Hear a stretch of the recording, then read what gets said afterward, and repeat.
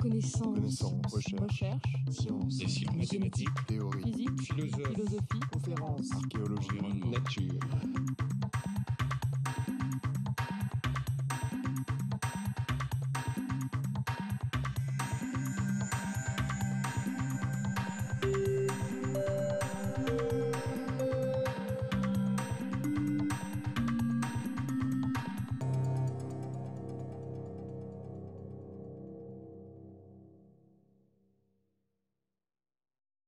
Dans mes 10 cours, j'ai essayé de parcourir en fait l'aventure sans précédent de la lutte contre le sida,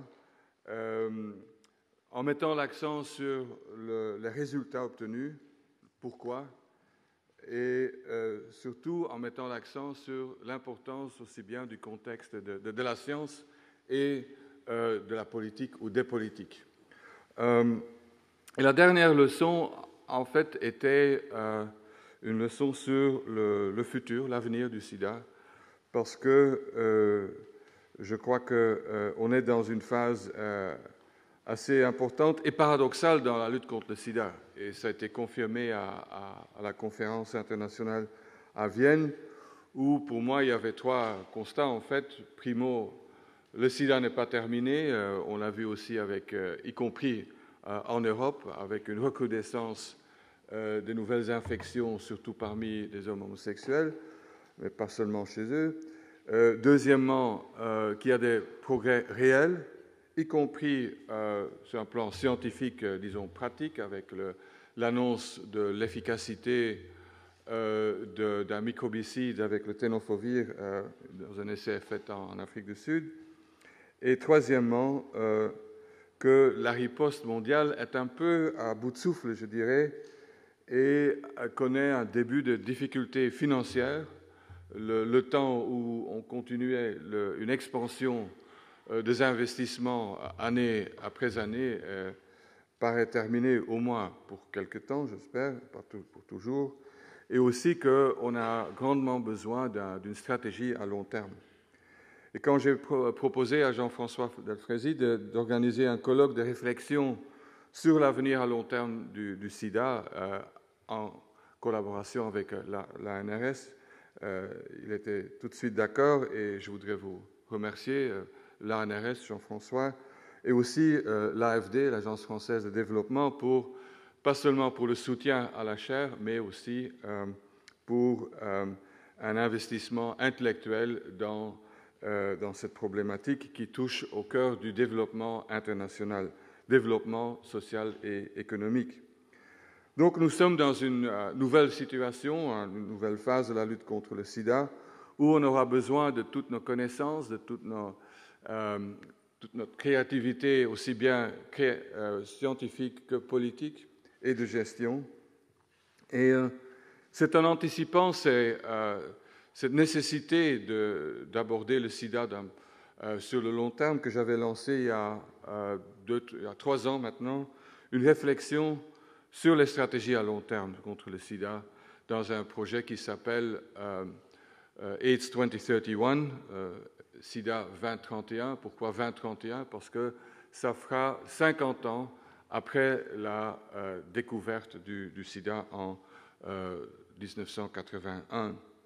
Et plus de 500 chercheurs, des gens qui représentaient des associations, qui sont dans les programmes, ont travaillé dans 9 groupes de travail et le rapport sortira le 1er décembre à Financial Times Science Press, un peu de publicité ici.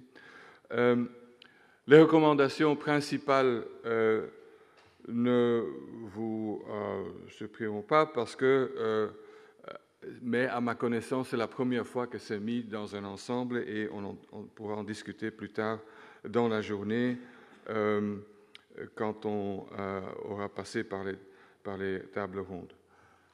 L'objectif de ce colloque est justement de relancer le débat sur les stratégies à long terme. Qu'est-ce qu'il faut faire maintenant pour avoir les meilleurs résultats à long terme? Stratégie à long terme ne veut pas dire qu'on attend 20 ans pour mettre en œuvre des stratégies. Non, c'est de faire une action maintenant, mais dans une perspective à long terme. Pas la même chose.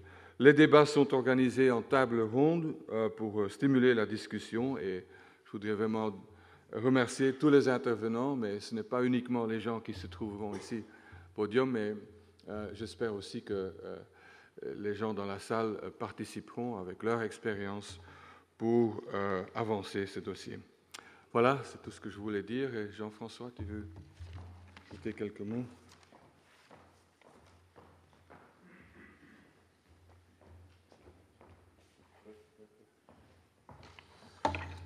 Merci Peter, bonjour à tous. Donc juste peut-être quelques mots d'introduction pour vous dire le plaisir qu'on a bien sûr d'être ce matin et cette journée avec vous au niveau de ce Collège de France, et plusieurs d'entre vous me redisaient encore tout ce qui sort de cette salle et de cet environnement et le plaisir qu'ils avaient à venir, en particulier parmi nos amis étrangers. Nous sommes à quelques jours de l'ouverture à New York du sommet de l'ONU sur les objectifs du millénaire, où l'ensemble des dirigeants du monde entier vont avoir, entre autres, à l'ordre du jour la question essentielle d'accélérer les progrès sur la prévention du VIH pour 2015. La réunion, et donc cette réunion se situe vraiment dans ce contexte politique assez fort, avec toutes les discussions qu'a envisagé déjà Peter. La réunion d'aujourd'hui est organisée donc par Peter Piot dans le cadre de la chaire du savoir qu'il dirige au Collège de France. Elle est soutenue par l'Agence française du développement et a été organisée donc en partenariat avec la NRS sur l'ensemble de cette journée. Cette association reflète bien finalement ce qui a fait l'historique de la lutte contre le sida, et ce qui a fait finalement barrage contre l'épidémie, avec un mélange d'une volonté politique, d'un engagement financier, mais aussi d'acquisition des connaissances et des questions de recherche. J'espère que cette journée sur laquelle on va discuter essentiellement des questions de recherche, mais dans une vision un peu de stratégie politique, va vous intéresser. La recherche, en effet, est un élément essentiel qui a jalonné, je dirais, l'ensemble de la lutte contre le sida depuis la découverte du virus, et certains d'entre vous présents dans cette salle avaient largement participé à cela. Mais il y a eu d'autres étapes. Il y a eu bien sûr l'ensemble des trithérapies depuis 1996, les données médico-économiques sur les pays du Sud, l'arrivée des génériques, l'évaluation scientifique de l'arrivée des génériques, tout ce qui a été acquis dans le domaine de la transmission materno-fœtale, et les équipes françaises ont joué un rôle majeur dans ce domaine. On est probablement, et on en discute, vous le savez, à la NRS depuis maintenant plusieurs mois, à un tournant où, alors qu'on oppose parfois tout ce qui est traitement et prévention et stratégie de prévention, ou plus exactement que dans l'histoire du VIH, il y a toujours une balance avec des périodes qui étaient plus dans le traitement et la prise en charge et d'autres qui étaient plus dans la prévention.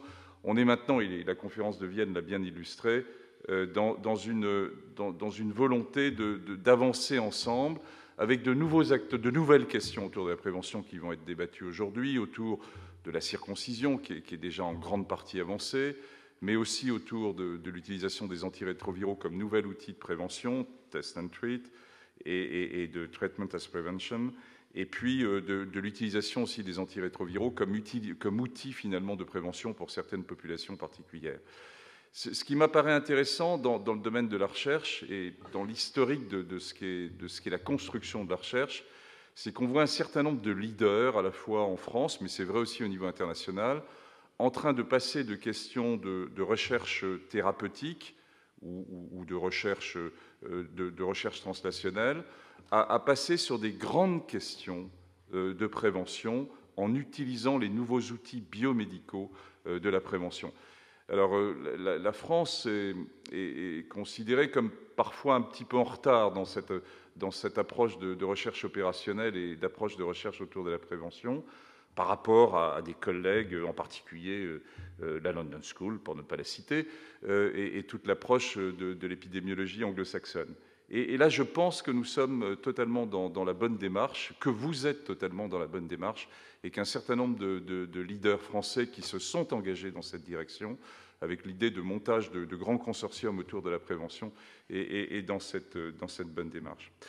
Alors, la recherche est vraiment totalement nécessaire. La recherche a besoin de moyens. Vous m'avez entendu au cours des derniers mois discuter autour des moyens nécessaires pour poursuivre.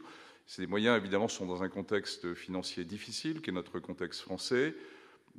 Certaines communautés peuvent penser que la communauté autour du VIH et des hépatites a trop de moyens par rapport à d'autres pathologies. Je n'en suis pas certain. Pourtant, j'ai à m'occuper maintenant d'une vision plus globale autour des maladies infectieuses, et Dieu sait qu'il y a à faire dans d'autres maladies infectieuses. Mais n'oublions pas que cette épidémie se poursuit de façon majeure et que, pour une fois, la France est au premier rang de l'agenda dans la recherche sur le VIH, SIDA et les hépatites, et se situe en 2e ou 3e position internationale.